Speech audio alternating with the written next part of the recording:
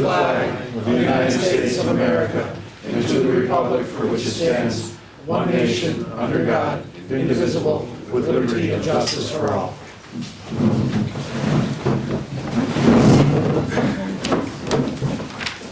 All right.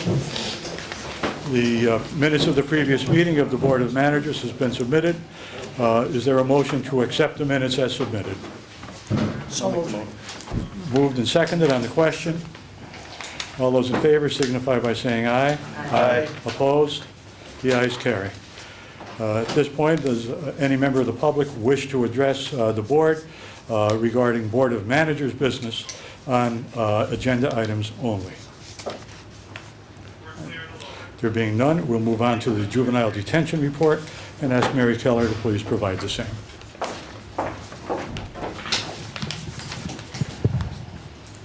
Good afternoon. Good afternoon. I don't know if you can hear me or not on that. At the time of this report, there was no kids in the facility. We now have 3. So that's the only change there. February's admission was 14. You know what? Yep, I grabbed the wrong one. I think so. All right, so February's admission was 10. Males, 71 year-to-date, 16 for females, 16 days of service, that is. There was no males in any other facility. We had 1 female housed at Northampton. Total cost for the year thus far is $10,000. Overtime was low, $1,556.93 for a total of 56 hours. The breakdowns on the back. 1 officer still on intermittent FMLA, 1 still on active duty. Our Department of Human Services has scheduled the annual inspection. That's on March 30th.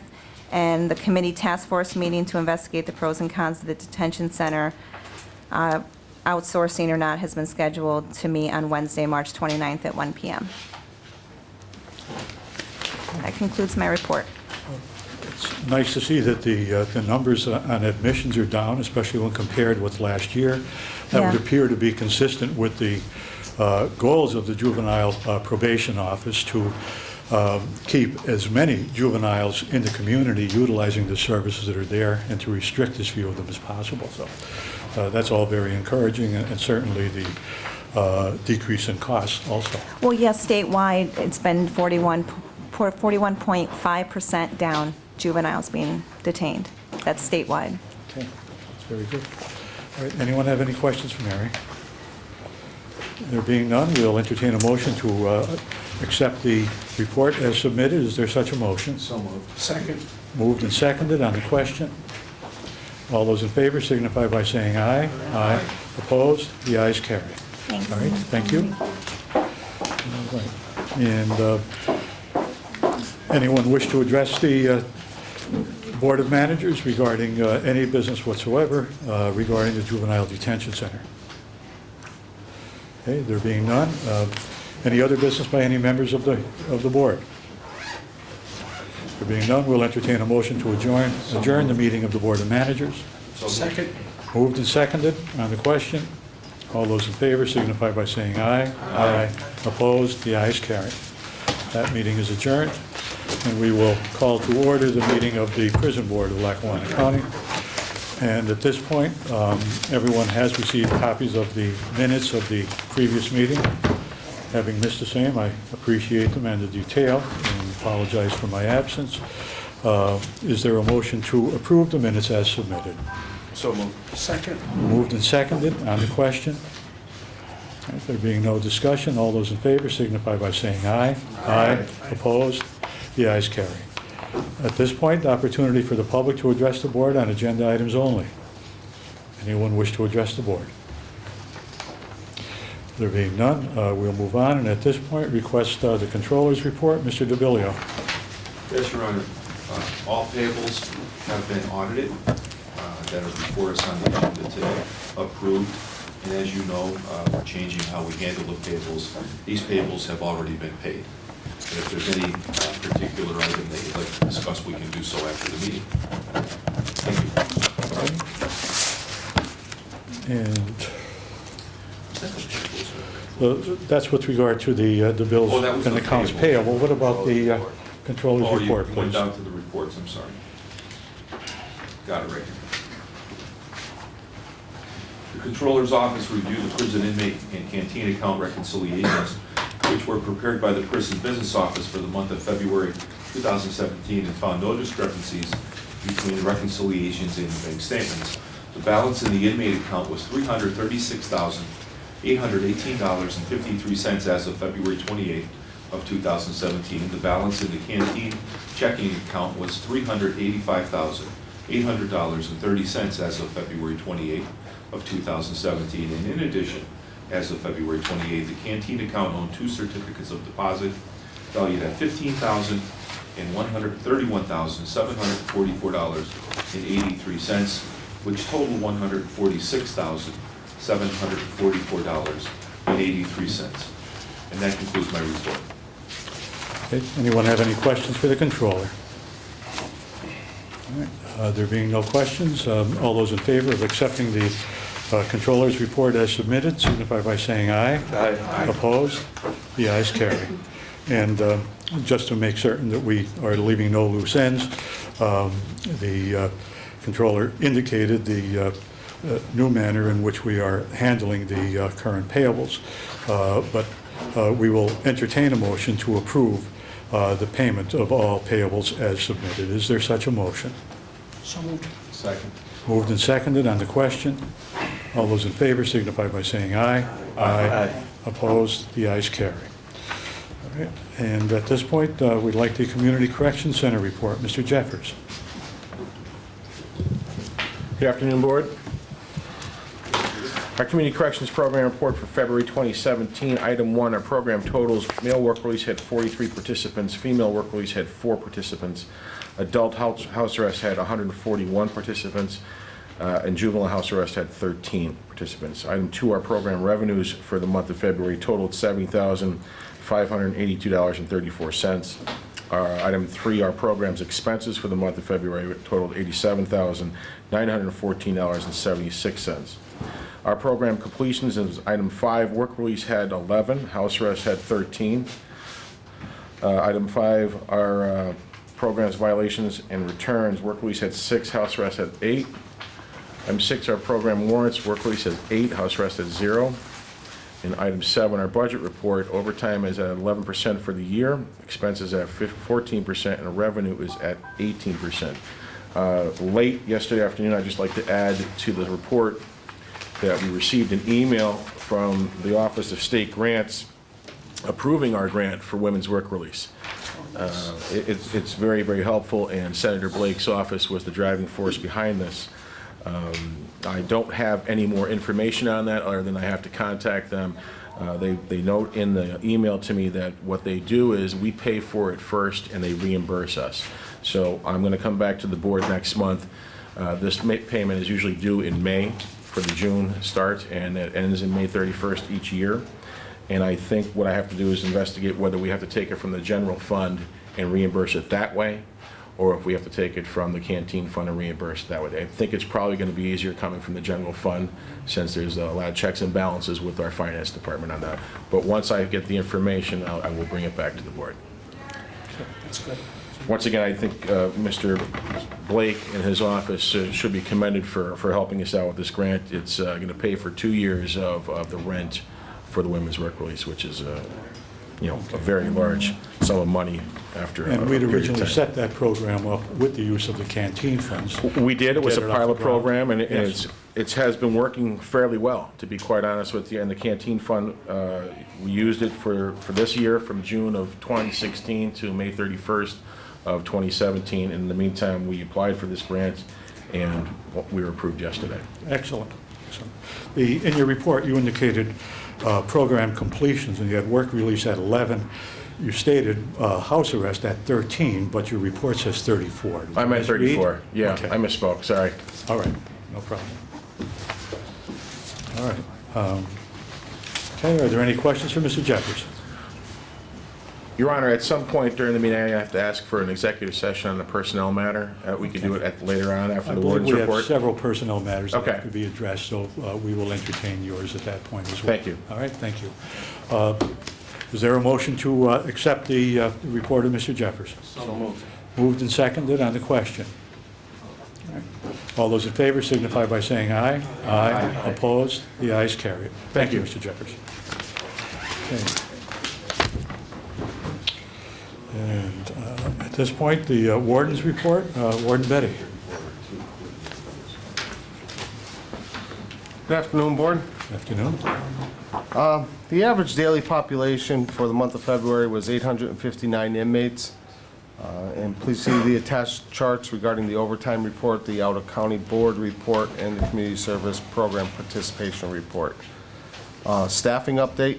Currently, our corrections officers' numbers break down to 155 uniformed staff on shift, 1 out on workers' comp, 4 on continuous FMLA, and 20 on intermittent FMLA, 3 other, and 15 vacancies, for a total of 180 officers. As of February 28th, revenues at 15% and expenses are at 14%. Juvenile inmates, currently we're housing 1 female juvenile inmate. Inmates at or past the minimum date. The report I gave you, I just got an update on it. It's better numbers than what is there. Those past their minimum date right now, we're at 42. This report was prepared last week, so these are the current up-to-date numbers. So 42, we have 13 with no home plan and 3 with their parole denied due to an unacceptable home plan. We have 13 with their home plan submitted and awaiting parole. And we have 13 that have been remanded for the balance of their sentence. Extraordinary occurrence reports. There were 3 extraordinary occurrences recently reported to the Department of Corrections. On March 5th, the county inmate was placed into the restraint chair after becoming combative during his confinement, his commitment. On March 10th, the county inmate was uncooperative with staff during commitment to the facility, and she was placed in the restraint chair for her safety. Medical assessed her, and she was cleared to be committed. And on March 11th, the county inmate was combative and resistant after possibly taking spice. She was placed in the restraint chair for her own safety and for the safety of the staff. PREA. The prison successfully passed a PREA audit. The audit was conducted by a certified PREA auditor named Patrick Zerpoli. In light of concerns that some may have, I'd like to take just a minute to read the letter from Mr. Zerpoli with the board's permission. Please do so. This is dated March 5th. The PREA exam was done, or audit was done on the 27th and 28th of February. March 5th from Patrick Zerpoli. It says, congratulations on your passage of the second PREA audit of the Lackawanna County Prison. As an auditor, I was impressed with the overall commitment of your staff to sexual safety and the overall safety of the facility. Compliance with the PREA standards is often challenging and a struggle. Not only did the facility meet 39 standards, but also exceeded in 3 standards. I found your staff very courteous, professional, helpful, and knowledgeable. I need to commend PREA coordinator Mari Finland. I've had the opportunity to work with the PREA standards since their inception. I found Ms. Finland extremely knowledgeable and dedicated to the sexual safety of the facility. It was through her dedication and leadership that the facility performed so well during the audit, but more importantly, will perform at the same level on a daily basis. So I chalk that up as a very good report, a very good audit report from the PREA audit. And the PREA auditor is commissioned by the state. Actually, it's Or federal. federal? Yeah, federally commissioned. Okay. All right, it is an excellent report, and I think it's, demonstrates the reason we have confidence in our warden. Okay, you're getting your staff to do what they're supposed to do, and in a professional way. Thank you. Additionally, there was one allegation of a PREA violation in the month of February, but it was found to be, it was determined to be unfounded. Finally, please see the attached report that was developed with the assistance of the business department. The report speaks to questions that were raised at the last prison board meeting regarding inmate jobs. What it is it's an answer. There were essentially 5 questions that were presented to the board, and answers to those 5 questions. And there's a second page that is a breakdown of the different jobs that are available for inmates while incarcerated in the facility. I don't know if the copies would have came out, but there's a highlighted one for the female offenders, and the ones that are not highlighted in yellow are male offender jobs. Okay, and what would be the ratio of male to female employees or workers?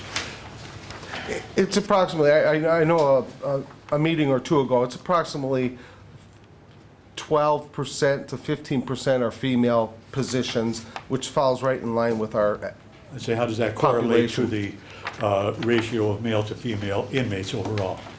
Almost identical. As a matter of fact, I even took it a step further and looked at our staff to see what kind of breakdown we have there, and we have about 15% of our staff are female employees, female officers, when you look at the officer rank. So even that, everything kind of lines up. Okay. And that concludes my report. Okay, anyone have any questions for the warden? I just have one comment, Your Honor. For those in the viewing audience who may not know what PREA means, that's the Prison Rape Elimination Act. And that was a terrific report. I'd like to congratulate you and your staff, Warden, on that great report. I know that's a topic that's been coming up, you know, of recent, and it's good to know that the federal people understand that we're doing a good job. Thank you. Thanks.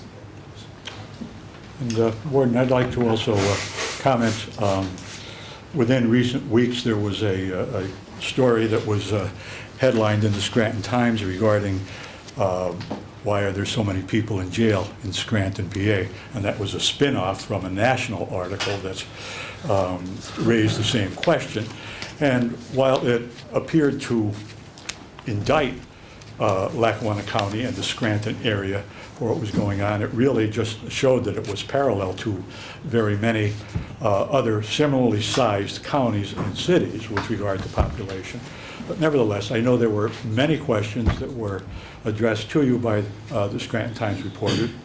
I viewed the article. I thought that the information provided was appropriate and accurate, and whether it is a part of the operation of the prison or not, public relations and the information to the public is important, and I appreciate your taking the time to provide. There were a lot of statistics and information. I think you did a fine job, and I think it was a fair representation. Thank you. Thank you. Okay. Anyone else? I noticed the population in February was down too, 859. I haven't seen it that low in a while. Yeah, it's been going down. I'm not complaining. Okay. Good work. Thank you. All right. Let's see. Was there also a last-minute report regarding the federal government and prisoners? Yeah, we've been negotiating with the U.S. Marshal Service for an increase in our per diem rate for housing U.S. Marshal prisoners. And although things would have to be finalized with at a commissioner's meeting, I believe, with the commissioner signing off on it, we came to a final bottom line number. It's $12 more per day per U.S. Marshal prisoner. Okay. Which I immediately whipped out my calculator, just $600,000. So Okay. it's a nice bit of change. A question recently arose, at least in my mind, and I think I discussed it with you earlier this week, that having a federal prison in our backyard, why is it that we have federal prisoners here? And I don't mean to be looking a gift horse in the mouth. I realize it's a source of revenue. But why would we have federal prisoners in our county jail? We have them as their pretrial. When they're convicted, sentenced, and designated, they would go to a federal facility such as USP Canaan. What happens oftentimes is if there is a criminal offense that occurs at the federal prison, those individuals, in the eyes, I guess, of the federal government, are then once again looked at pretrial pending the disposition of those new criminal charges. So they'll be brought to us for us to house them. Again, we have a the proximity with the federal courthouse is a major factor there. But we will house them until they go to trial or plead guilty, and at that point, they'll go back to USP Canaan. But sometimes that could be a lengthy period of time. All right, but it is an accommodation to the federal government. It's something that we are paid for. Yes. And works to the benefit of our balance sheet, actually. Absolutely. But we are not housing any long-term federal prisoners here. No. They are I would awaiting say, disposition. yeah, a few weeks to a few months is the average, but there are individuals that are here longer. That's not unique to this county or No- this area. Not unique That's at how all. the federal system Yes, works. that's just how the federal system works, yes. And we've been housing federal inmates here for probably the last 2.5 decades at least. Yeah. Yeah. Yeah. Okay. All right, is there a motion to accept the ward report as submitted? So moved. Second. Okay, moved and seconded. On the question, any discussion? All right, all those in favor of accepting the ward report signify by saying aye. Aye. Opposed? The ayes carry. Thank you. Thank you. All right. And anything under new business for any of the members?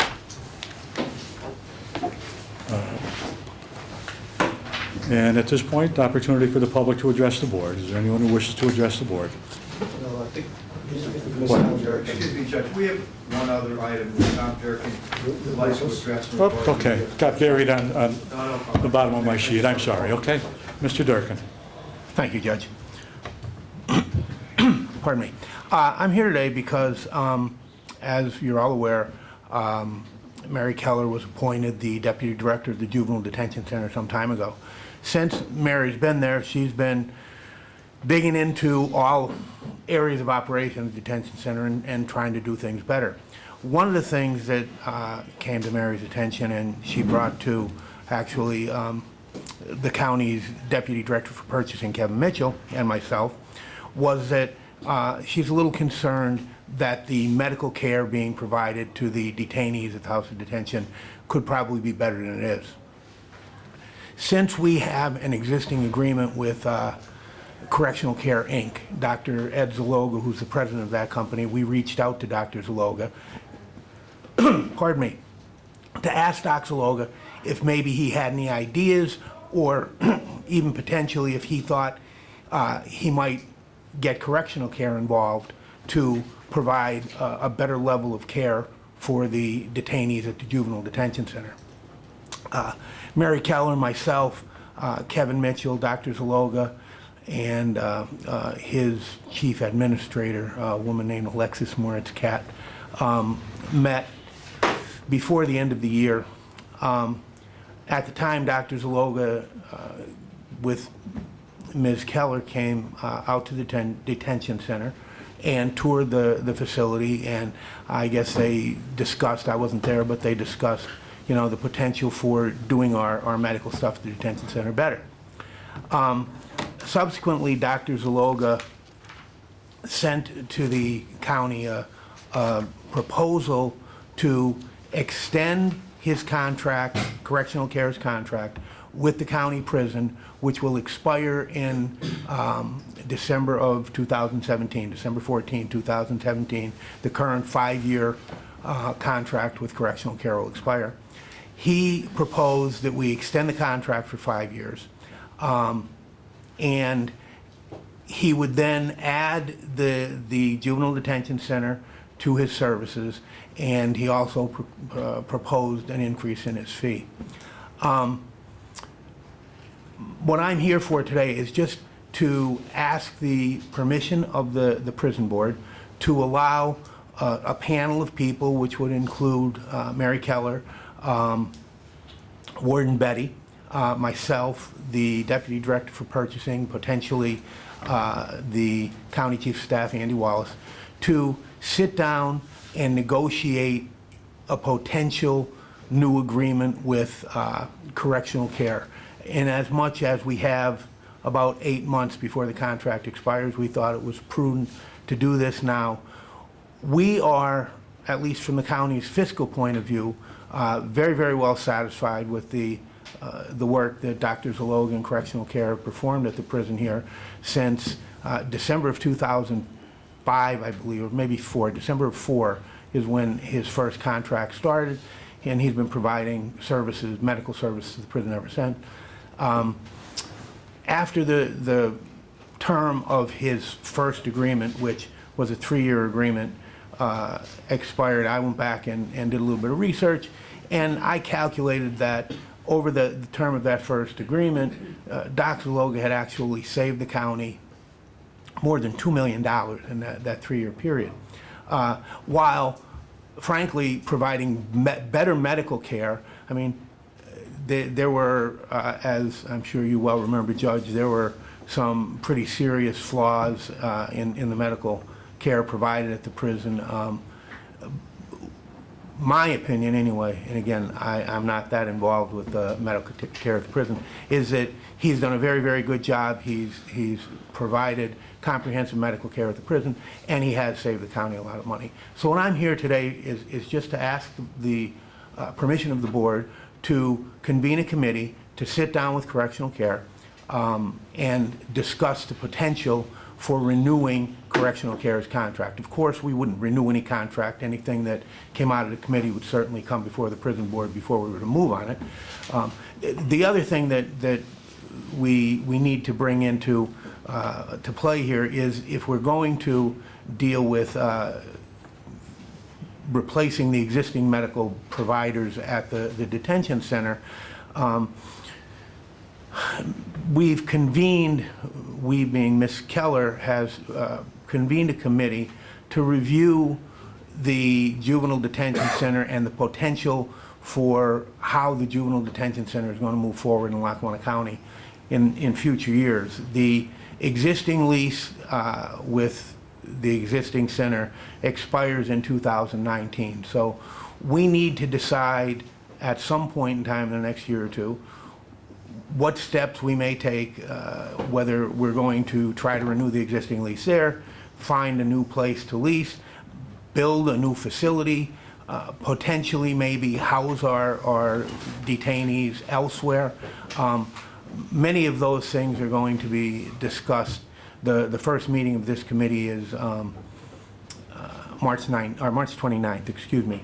So all of those kind of things there's a whole lot of different pressures coming from a whole lot of different directions on this. And again, I'm just here to ask the prison board to kind of authorize a committee to be put together to review the medical care contract at the prison and potentially bring back to the board a potential contract for renewal. Mr. Durkin, who currently provides the medical care for the juvenile detention center? At the detention center, the Wright Center provides doctors. We pay a monthly fee to them. Their contract expires in June. In addition... So there is an existing contract that we would have to be aware of. That is correct, Judge. Okay.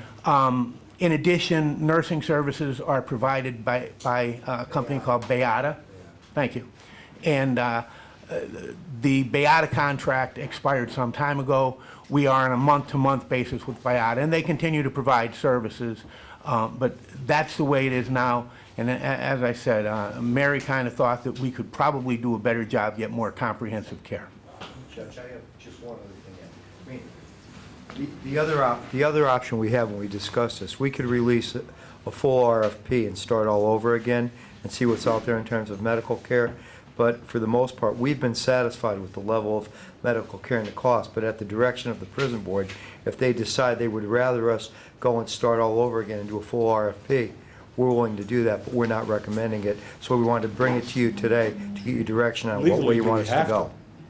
You know, and I don't mean this as a comment on your current care, for or against, but are we not obligated to put out the RFPs, Mr. Solicitor? I'm not sure if when we're talking about amending an existing contract versus starting a service. I'd like to sit down with the county solicitors and take a look at what our obligations are. We were advised by our solicitor that it was under a continuation of care. If we were satisfied with the current contract, that we could renew it or extend it. But we certainly are willing to work. But as I told Tom, I added it should be brought to the prison board and you should give us direction because we don't want to wait until it expires. Well, I think we need a legal opinion from our solicitor as to whether or not we will be in compliance with the law before we take any motions on We that. certainly respect that. Okay? All right, but certainly appreciate do. the input. Thank you, Mr. Durkin. Thank you very much. Okay. Okay. And one other matter I'd like to bring up at this point. Tom Early, Mr. Early, would you come forward? His contract expires. I'm sure the board will recall that we renewed him for 6 months to assist us in implementing the changes that were recommended and that arose out of the prison study that we conducted.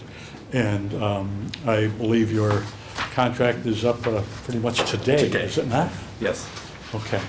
And Mr. Early did hand out earlier a punch list, so to speak, that I requested that he prepare, just as a reminder for us to consult with in going forward to make certain that we don't just have a study that produced a report that sits in a corner and did not bring about anything positive, although many positive things have come out thus far. Absolutely. Yeah. So, Mr. Early, anything you want to say as you bid us goodbye? Yeah, I'd like to thank the board and the commissioners for the opportunity to serve. And I hope that in some small way I contributed to the improvements that have been made and that will need to be made. I've prepared the report in conjunction with Warden Betty. He's been excellent to work with. I never wanted to appear as a shadow warden or somebody, over him. These are forthright presentations. The one thing that I would ask that the commissioners consider very strongly hiring a replacement for Mr. Bogart. Mr. Bogart is kind of a group of one. He performs an intricate reimbursement process that benefits the county significantly in getting reimbursements from the Pennsylvania Department of Corrections for care provided to state inmates. It's a complicated process, and he'll be leaving in a week or so? Next week's his last week. Next week is his last week. There is a candidate I know the warden has recommended to you guys, you folks, but if you could act on that so he could get the training from Bogart so that that very good process can be continued. It's significant money. And that's reimbursement on expenses incurred for state prisoners inmates. while they're here? Correct. Okay. Right. And that's an ongoing process? It's not just a one-shot item? No, that you no, no. apply for? It's done on, I would say, a monthly basis. Yeah. It's done on a monthly basis. prisoners, so there's always a bill. Okay. It's done on a monthly basis in conjunction with Dr. Zaloga's staff. But it's extremely, extremely important that that's lost money if you don't ask for We'll it. be looking into it. Good, thank you. Absolutely. But first and foremost, the committee meetings over the summer, there's so many things that were resolved and a lot of things we still have to enact. But you did a great job. You really did. You brought a lot of people together that never were on the same playing field. You really did. You brought a lot to the table. Thanks for everything you did over the last year. Great job. Thank you, Mr. Early. Appreciate it. I think that you tiptoed appropriately in respecting the fact that there were people in place who were doing their jobs. But I'm very happy to say that our administrative staff, the warden, the deputy warden, and the people in control of the different factions certainly are secure enough in their jobs and confident enough they professionally accepted you in, allowed you to do your job, and everybody really remembered where they were coming from and what their jobs were. I think it was really a job well done. I thank you, Tom, warden, deputy warden. Thank And you. I would be remiss if I did not mention certainly the court and the probation staff. Mr. McCarthy and Mr. Ferretti, Al Lumley, PO2, very helpful. And if they keep in place what we have been doing the last 4 or 5 months, where there are at least monthly meetings, either at probation or here at the jail, and to synthesize the information that is held by 2 distinct bodies. That has reduced significantly the number of people being held past their minimum. It's now down to 42, and that's a good omen for the future. Yes, it is. All right. Thank you, Tom. Thanks again. Thank you. Thank you. Okay. Any members of the public wish to address the board? There being none, we'll entertain a motion to... Oh, I'm sorry, I didn't see you, ma'am. Judge, you have to have an executive. And we're going to have the executive. Yeah. Let her go.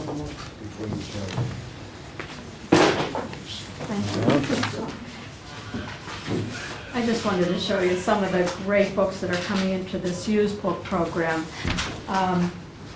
It's just amazing. So far, we have 279 books have been brought in to the prison itself. And I stopped bringing them in. I need feedback, and I need, well, there's one problem with a great solution. This is another one of the very good books. People are just so generous, and they're just wonderful. So we have so many books, and the only feedback I've gotten so far is from some of the women at the Bible class that I teach. And I said, are you getting books? Yeah, a few were handed in. I said, where are they? And she went like this, in a box on the floor. So I don't know, because I don't get into the blocks. But as far as I understand, there's 3 different women's blocks: Bravo L, Bravo M, and then Fox, that are separate. And the men, I don't know how they operate, if they're different blocks or whatever. So we're thinking to solve this problem of the books, many books, and I expect more, to get book trucks called that's the library term for a book cart. Like in the chapel, we have one with the Gideon Bibles on it. And so if we had one of those for every block, 3 women's blocks, and then say 7 more of the trucks for the men, and I don't know where they would be placed, but but they come on wheels. They're somebody down at the Scranton Public Library helped me research this. They cost about $300 each, and I'm thinking 10 carts, which would be $3,000, which would be only 1% of the whole 300 and some plus commissary money, which I suggest would be spent, to the benefit of the inmates. It would take 3 to 4 weeks for delivery. There's a 12-year guarantee on the ones that I looked at, and if we had that, I would suggest that they be delivered into this room. And Martina Soden volunteered to come from the library when these carts arrive, and then I would bring the books down from my house, and we would place them, and then they just would need to be wheeled to the block, kept in the block. And then this would be so much better than having a separate library, because when they finish one book, just go to the cart and get another one in, and it's just a constant availability. So that's my suggestion. Also, I wanted to say the variety of the books on health, religion, childcare, relationships, historical novels, nonfiction, humor, animals, mysteries, sports, just the resources are just amazing, what's coming in. So that's my suggestion and my hope for solving the problem of the storage of the books, the availability, and the ease of getting the books around. Thank you, ma'am. Your original suggestion was good. I've had positive feedback from it. The warden has kept us informed. Good. It seems to be a very positive influence, and I thank you for the suggestion. I'm sure the warden will look into the need for or the possibility of the carts as you're suggesting. But he's always got to be concerned about new items coming in that can be used in the form of weapons. That's first listing of weapons. It'd have to be something that's made for a facility. That's what you'd have to look into if we're doing something like that. Okay. All right, thank you very much, ma'am. Thank you. Thanks. All right, the motion, we go into executive session at this point, please. Oh, I'm sorry, ma'am, you wish to address? I was just trying to be polite. Go ahead. Dr. Stephanie Gressler from Scranton, also representing Progressive Women of Northeastern Pennsylvania. And I first wanted to comment on the warden's response to my questions from the last meeting. And then I'd also like to make a comment, maybe ask a question on Mr. Durkin's recommendation. Looking at the report that you have, or the responses, the warden's responses to my questions, questions number 4 and 5 are not asking what jobs are available for female and male inmates. I actually want to know for the last 2 years which of these jobs were assigned to females and to males. So for me to be able to do a proper data analysis to determine whether in fact there is gender discrimination in assigning jobs to male and female inmates, I need this kind of information. So I just was able to access this report last night, and I will provide some additional questions to you.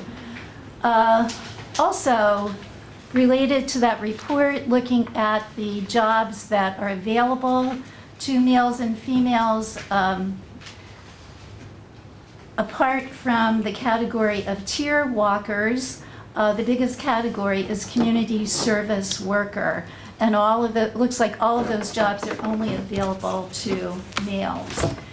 And the warden did say a meeting or two ago that there are occasionally those jobs that, or opportunities that are available to females. Community service worker, 44 jobs available, and this report says that they're available only to men. And I just wanted to know, will any changes be made so that some of those positions would be available to a female inmate? Obviously, these are jobs that allow the inmate to get away from the prison atmosphere. And I know in the past that the warden said it's really a matter of having people to assign them, to supervise them, or to monitor them. So I just want to know, and I'll put all this in writing. Again, I just got access to this report. Is that the best way to do it? I think so, ma'am. Okay, All I'll right. do that again. And I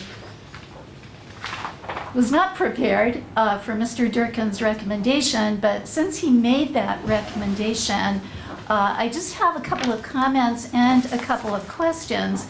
It appears that he is basically saying, let's reward the current vendor who's been here for a long time without casting a wider net here to see if there's somebody out there who could provide better service, medical care service at a better price. So I think that, I don't know whether you're required to bid this work out, but we don't necessarily have to just stick with the law here. We could go beyond the law and look at what are best business practices, and is there some better service out there for a better price? I mean, why just say we're going to reward the longtime vendor here and say, okay, we're going to extend your contract here, without going out and looking at and asking for people to submit proposals that might provide you with better care and at a better price.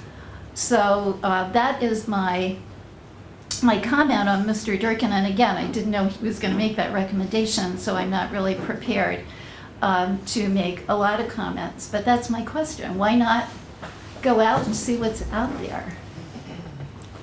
I think you heard us ask the same question. Okay, I Okay. didn't quite hear that, but that's Okay. fine. Well, okay, thank you very much. Okay, thank you. Is there anyone else? Okay. All right. Motion to go into executive session? Okay. All right, we'll ask everyone to leave. We need our